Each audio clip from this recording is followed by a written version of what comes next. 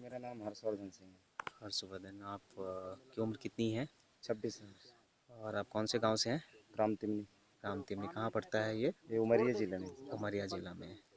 हर्ष, ऐसा पता चला कि इस गांव में सारे लोग जो हैं जैविक खेती कर रहे हैं जी। जीविका परियोजना के आने के बाद। तो कैसे असर हुआ और कैसे ये पूरा गांव जो है जैविक बन रहा है? सर इसमें क्या है, पहले लोग नहीं जानते थे SRI विधि के करने के लिए।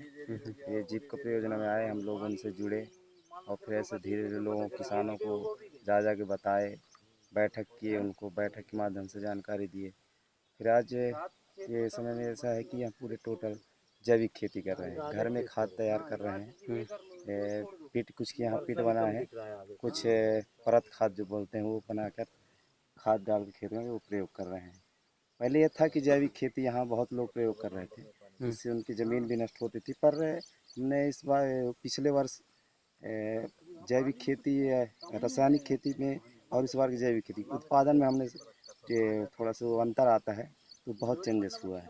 तो उत्पादन बढ़ा है कि कम बढ़ा हुआ? है सर। बढ़ा हुआ आप बढ़ा कह है रहे हो जी। कि जो रासायनिक DAP यूरिया वाली जी जो जी। खेती है उसके मुकाबले उत्पादन बढ़ा है? बढ़ा है सर। कैसे, और उदाहरण दीजिए।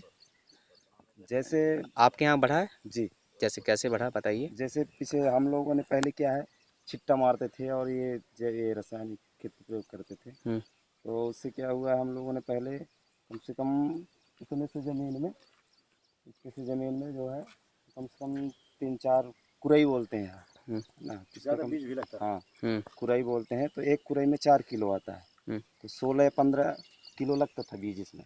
हम्म। अब मात्र 2 किलो लगते हैं इसमें।